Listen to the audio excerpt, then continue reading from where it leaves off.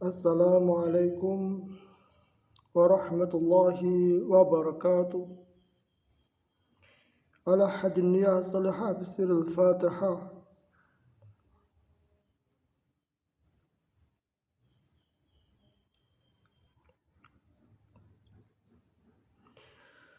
Wa ila hadratin Nabil Mustafa sallallahu alaihi wasallam wa ala alihi wa ansarihi wa ahli baitihi ajma'in asya'un dailumul fatihah.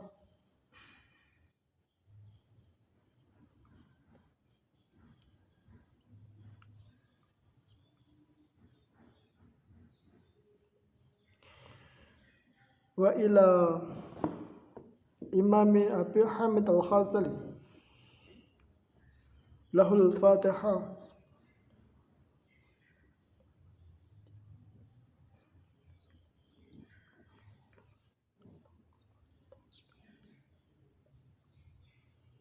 Wa ila syekhina al-kiram Kiai Haji Saifuddin Suri Hashim lahul fatihah.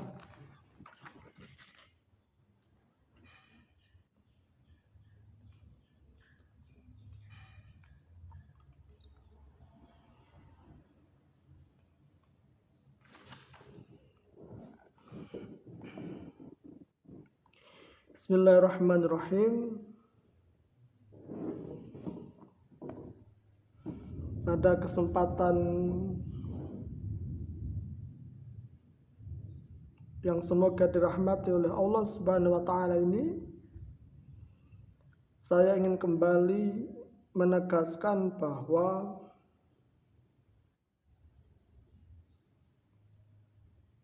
tujuan daripada pembelajaran kitab uzlah daripada Ya Ulumuddin ini adalah bagaimana untuk menverifikasi bagaimana pendapat kita tentang uzlah itu sendiri, yang mana pada ketakutannya bahwa hal itu seringlah kita menyalahpahaminya.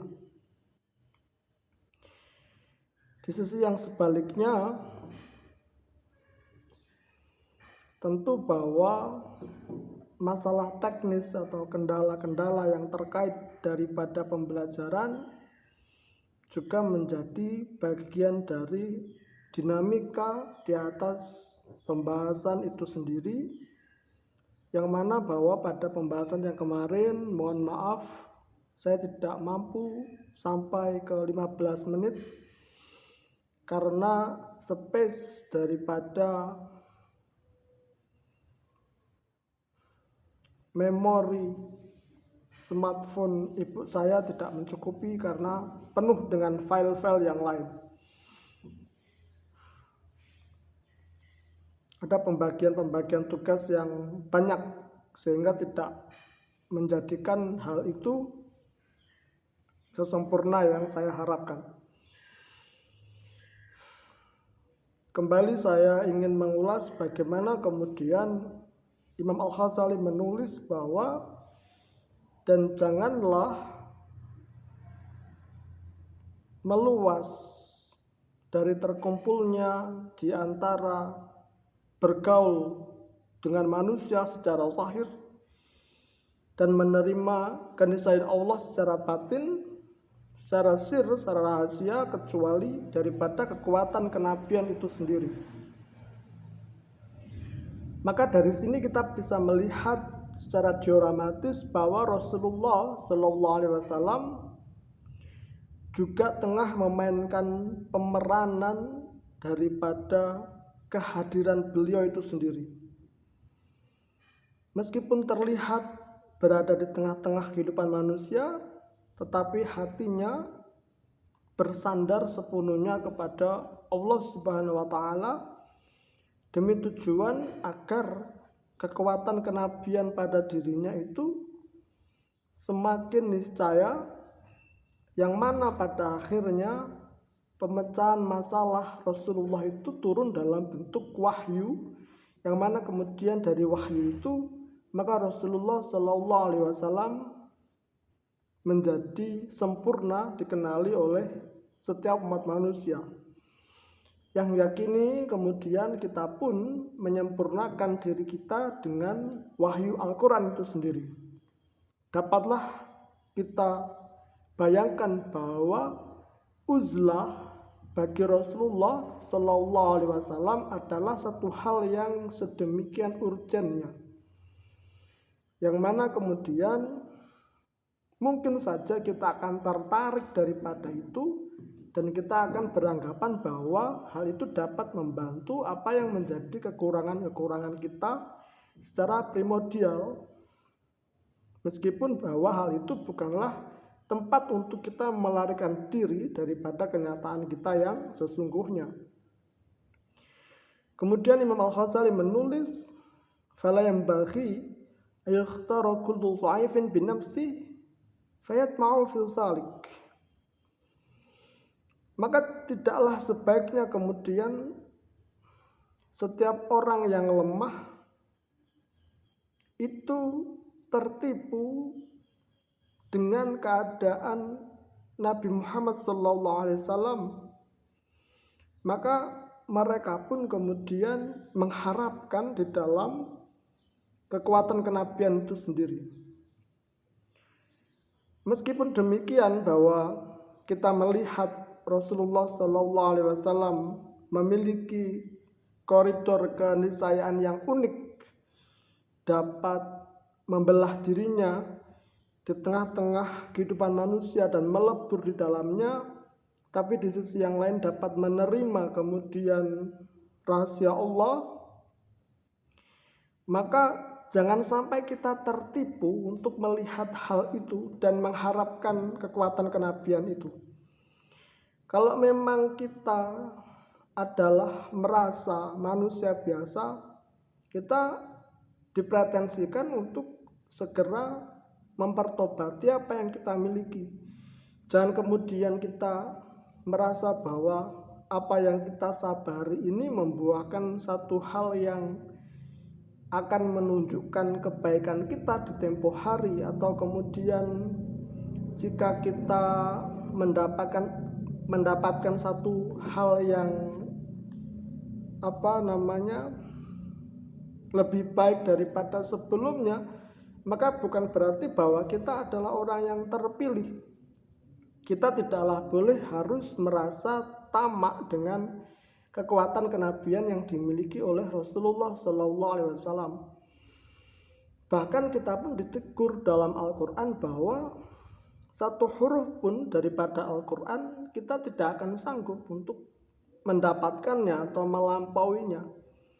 Jadi sikap uzlah kita adalah bagaimana kita menghargai apa yang sudah menjadi milik kita, menghargai apa yang sudah ditentukan kepada kita sebagai orang-orang biasa yang kemudian bersyariat daripada apa yang kemudian disyariatkan oleh Rasulullah SAW.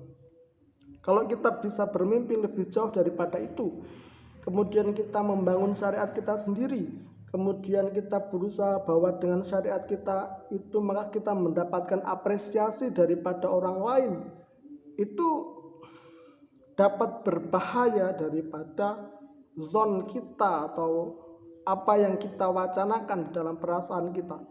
Cukup kemudian kita tidak menengok kepada siapapun dan cukup kemudian kita melihat bahwa mereka yang tidak bersyariat itu bukanlah satu hal yang kemudian dapat kita benarkan, atau mungkin juga kemudian tidak dapat kita salahkan, karena semuanya memiliki alasannya masing-masing, dan itu akan menciptakan keindahan batin kita dan menguatkan keindahan batin kita daripada kemudian kita mewenangkan diri untuk menjustifikasi apa yang di luar itu daripada kesemrawutannya dan berargumen bahwa kita dapat memperbaiki pola syariat mereka.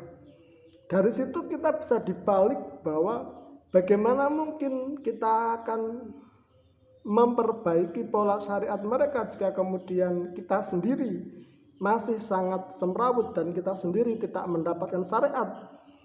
Maka hal yang aman daripada kita adalah bagaimana kita sebaiknya menurut Imam Al-Ghazali, fala yambaghi ayuhtara kullu dhaifin binafsi fayatma'u fi dzalik. Kita tidak perlu ikut campur dengan apa yang menjadi prasangka mereka. Mereka mau melanggar syariat ya silakan, mereka mau memakai syariat yang lain ya silakan, mereka mau melakukan semua keniscayaan mereka untuk menzolimi semua orang ya silakan. Kita memperbaiki diri kita, kita menghargai diri kita, kita memperbaiki hati kita untuk tidak menjudgment mereka semua, takut-takut bahwa mereka membalik apa yang kemudian mereka prasangkakan kepada kita, bahwa kita yang membawa pada syariat itu sendiri. Kalau memang kemudian mereka benar, kita hargai apa yang menjadi keputusan Allah. Kalau kemudian kita yang benar mengambil syariat Rasulullah, kita tidak perlu sombong dan kita berusaha untuk menyebarkan kebaikan apa yang menjadi syariatnya Rasulullah itu sendiri. Karena demikian mungkin bahwa Imam Al-Ghazali ingin mengingatkan kepada kita agar kita tidak kecewa dengan apa yang kita pikirkan. Kita sudah berusaha untuk kemudian memperbaiki setiap wacana syariat yang ada, kemudian kita dibalik, kemudian kita tidak punya waktu, kemudian kita disebut-sebut sebagai orang yang tamak daripada kekuatan kenabian, kita yang repot dan kita yang tidak akan mendapatkan dan menemukan apapun. Dan mereka melihat kita dengan kebahagiaan. Ternyata kamu yang bersyariat, yang tekun beribadah, yang berpuasa, yang sholat juga tidak mendapatkan apa-apa. Loh, kami yang tidak sholat, yang tidak puasa, yang tidak melakukan syariat malah alhamdulillah mendapatkan apa yang tersisa daripada kehidupan dunia ini. Itu kita bisa sangat menderita. Kehidupan dunia kita tidak mendapatkannya, kehidupan akhirat kita telah keliru merasa bahwa kita mengayomi keniscayaan syariat itu. Oleh karena itu, Imam Al-Ghazali menulis di sini pada perspektifnya, fala yambaghi ayukhtara kullu dhaifin binafsi, sebagai mereka yang dhaif, sebagai mereka yang lemah, kita iakan aja apa yang mereka mau. Mereka mau melakukan semua kesalahan, ya silakan. Mereka mau membuat syariat yang baru, ya silakan. Ini bukan anjuran, tapi ini adalah bagaimana kita menggamit kelemahan yang kita miliki. Jadi kita tidak perlu repot dengan kemudian memprakarsai apa yang mereka tujukan, sedangkan hal itu kembali kepada kita adalah apa yang kemudian kita merubah perspektif dengan jalan bagaimana, dengan jalan mentadzaburi apa yang menjadi warisan-warisan para ulama yang terdahulu. Sedemikian itu adalah mentadzaburi kitab Ihya Ulumuddin itu sendiri.